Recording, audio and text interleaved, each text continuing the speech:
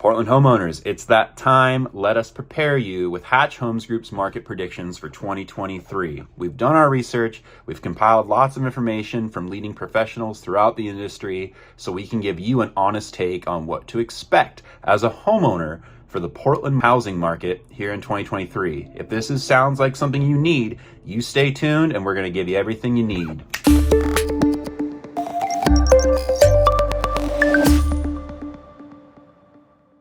Hey everyone, thanks for joining us. We're the Hatch Homes Group and it is our weekly Monday market update. Before we get into it, please remember to like and subscribe if you have been enjoying what you're seeing. All right, this message is for Portland homeowners or people that are considering selling in 2023. This is our part 2 2023 market predictions. Last week in part 1, we broke it down for buyers. This week, we're going to talk to those sellers and talk about pros and cons of what to expect in the coming market.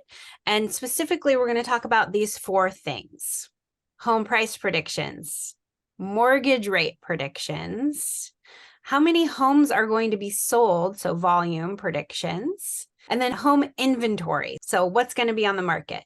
Let's talk about those predictions. And we're going to look at a lot of national statistics, right? And those are so helpful, looking at, national numbers and predictions. However, sometimes looking at the national numbers is kind of like looking at a weather forecast for the whole United States. So where applicable, we're going to really try to break those down into Portland numbers, so you know what's happening locally. So first and foremost, sellers want to know if prices are going to go up or they're going to fall. Sellers, if they see prices rising in the future, they'll want to wait. And if they see them falling in the future, they'll want to sell. So let's look at some charts of predictions. First of all, this chart showing home price forecast for 2023.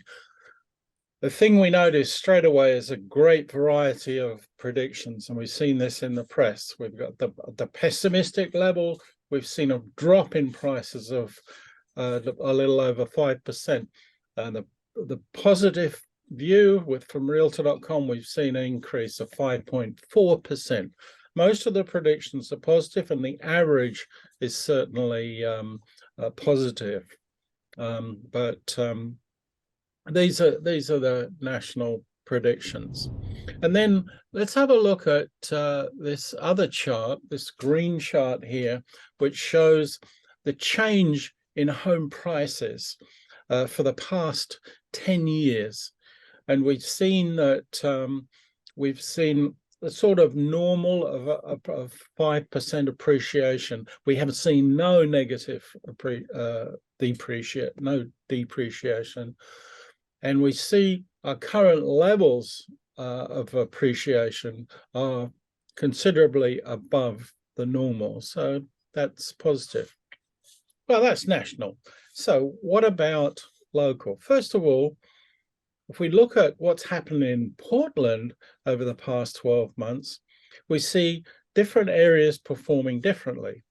In North Portland, we've seen a 3.4% increase in prices, yet in Northwest Washington County, we've seen 11.5%, almost a threefold difference within the same city.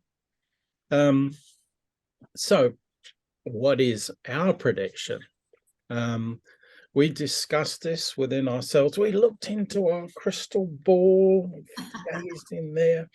We've applied our individual experiences and instincts, and we've come up with a range of between 1 and 4% increase appreciation within the next year.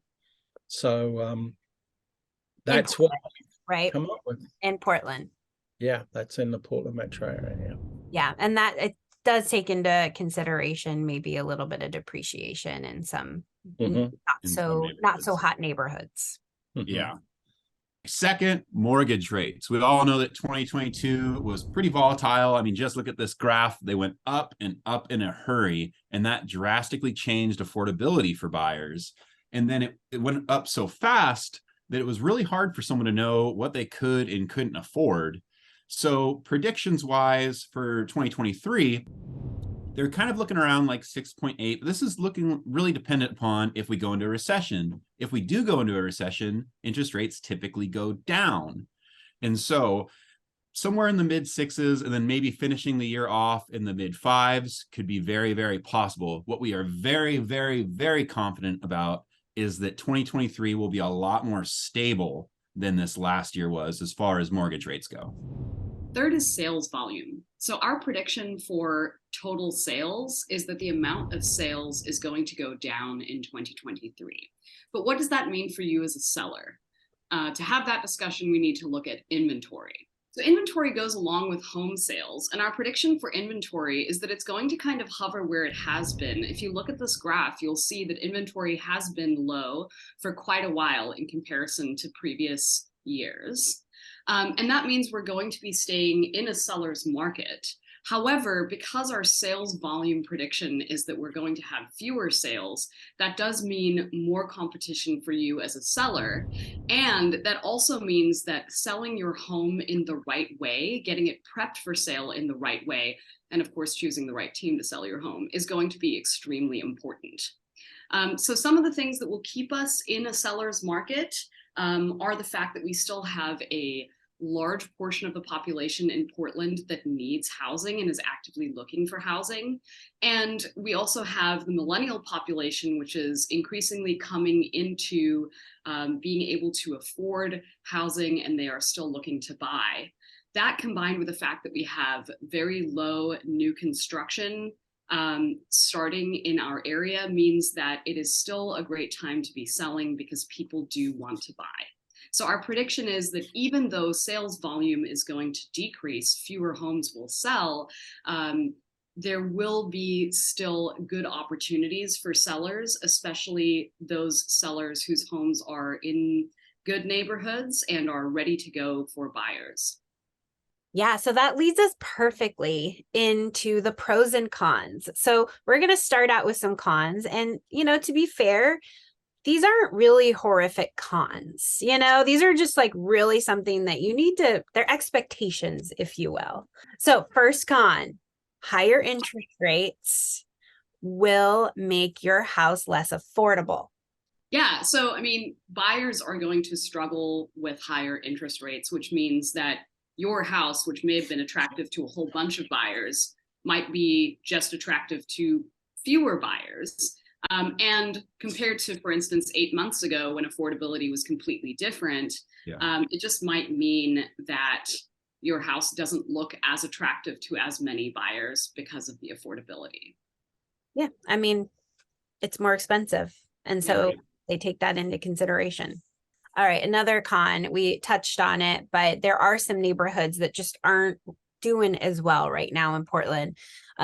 If you ever want to talk about like what neighborhoods those are, we're happy to like break that down for you. But yeah, they're definitely not doing as well. And those neighborhoods are depreciating. Yes. Yeah, I think just adjusting your expectations as a seller, if you are in one of those neighborhoods, is really important, which is again why it's important to work with people who have hyper focused on micro markets in the Portland area, such as us, because we can really help you adjust your expectations. If you're comparing your neighborhood to a neighborhood that has a completely different set of circumstances, your expectations are going to be completely different, and that can be very frustrating as a seller. It's also pretty clear, I think, that there's a lot more neighborhoods that are on the appreciation side than on the depreciation side. Yeah, that's a really good point. And our next con, there's a little less buyers for you, like. And they're picky, Angela. They're picky. They want turnkey. They want ready to go. Well, and they have the pick of the litter, so they can expect those things, Well, I think buyers think that they do. Yeah. But also, I think stuff on the wall. Yeah. They actually want to negotiate. They want to negotiate repairs, right? But that doesn't have to be a con. That's because it's kind of normalized, like most markets, just not in the last market. Absolutely. Well, when they sell their house, they're going to want those things when they go to buy. Yeah, like if you look at, okay, so the last market where buyers were taking like homes as is, well, like their monthly payment was like so much more affordable than they felt like, oh, I can use my excess cash to just do that stuff to the house. Whereas now, okay, hey, my monthly payment's going to be double now. I really have to be a little bit more cautious about if the house needs a new roof in a year, so they're Absolutely. pickier because they kind of have to be, Next con, longer days on market. Kind of a con, right? Well, Yeah, I mean, if if you someone wants something and they certainly, want it now. yeah. Or if you're expecting your house to sell in 2 days, as things went in 2020, then definitely going to have to adjust your expectations. But, it doesn't have to be a con that your home is going to take a little while to sell, No, especially not if if you're you're trying to find another house to live in. not if you're realistic about your expectations too, and you're aware that Wow, that's just the state it's in. that's a lot of cons. How about some pros? How about some pros? This is one of my favorite pros. So even a lot of people think that like a seller, oh, they missed the top of the market. Well, you kind of did. Like, look at the graph. You missed a little bit of the top of the market, but let's be realistic. That's a hard thing to even ever try to time. People want to time the market perfectly. If you could time the market perfectly, no matter what you're looking at investment wise, there'd be a lot more rich people, right? It's just not possible, right? John, where's your crystal ball again? Like, Yeah, we need one of these. need one of those if you're going to do that. But if you look at this graph, you see like even if you miss that top, you're still up.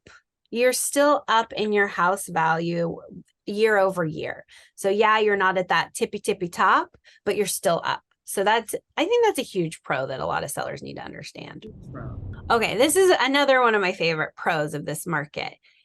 If you are a seller and you need to buy a house too, oh my gosh, this is such a better market for you to do that in, to sell and to buy. Yeah, contingent offers are getting accepted. And Angela, weren't you telling us also that you had a lot of sellers who were potentially interested in buying other homes during that peak crazy market, but then couldn't actually do it just because of the timing of things? Yeah, that was, I mean, I had so many like past clients in this last market that were casually looking online as people do, and they would find a house and they would have no idea what the market's like. And they'd call me and say, hey, I really love this house. I would sell my house if I could buy it.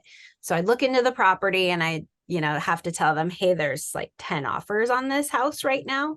So if you really love it and want to buy it, then we got to sell your house. Like you probably aren't going to, yesterday. And you're not ready to sell, you don't have anything lined up. You're not pre-approved, like all that stuff. So it just like, I had a lot of people are like, forget about it. I like my house. I like it. I only want to move if I can find something that I really, really like better than this house. So this is the market for those people because they have time. They have time to figure out like, hey, what do I really want? What's going to make it worth it to move from a house that I really like? And then they have the time to make that decision and to get their home ready appropriately so that they can get the most out of the sale. Right. That's where those longer days on market actually isn't a con, right? Because having the longer time to get ready for your move is also helpful. Yes, absolutely. So here's another pro about right now is that if you are in some suburbs of Portland that are still thriving, what are some of those? What are those? Oregon City represent. Milwaukee, Beaverton, Rock Creek. Tigard, West Lynn, Rock Creek. Hillsboro. Rock Creek. Yeah. There's still some like neighborhoods again that are appreciating. They're still doing well, that are still very low inventory and very desirable. So if you're in one of those neighborhoods, you're doing well. What I can say is I've seen firsthand in Beaverton and that kind of area and close to Portland, there's still the homes that are going first weekend. It's not every home for sure, but that does happen. I've seen that happen like last week. Those are the areas that I think a lot of diehard inner city Portland types are moving to. I was just in a meeting yesterday, and all of the people in the meeting, we bonded on the fact that within the last 2 years, we've moved from sort of Portland inner city to the burbs. And there really is a lot of appeal to that these days. Yeah. Right. I mean, my last few buyer sales have been that exactly, moving out of a deeper East Side neighborhood that's not thriving into a more thriving neighborhood in a suburb. And that leads to our last pro, which, you guys, we're still in a seller's market. Let's be real. I know a lot of buyers feel like they have the upper hand and they're in a buyer's market, but when you look at the numbers, we're still technically in a seller's market. Right. And that kind of piggybacks on that last one, if you're in one of those hot burb neighborhoods that people are wanting to move to, there's still the houses that get that are people are wanting to get there. So it's a good place for them. And for sellers, I just looked at the past week, twice as many transactions as new listings coming on. Wow. And that was the trend we were seeing year over year, or sorry, month over month, every single month during the insane market, right? Yeah. That was something that there was always more sales than what homes were coming on the market. So hopefully that'll set us up well for the new year. Right. So what's the bottom line, Johnny? The bottom line is, just because we are not in this crazy hot market of 2021 and a little bit of 2022 does not mean that it's a bad market. It's always good for somebody, and it's still a good one. So if you are interested in that, if you are wanting more information, slide into our DMs, send us a direct message, and let's look at your specific situation. Wonderful. Happy New Year, everyone. Happy New Year's.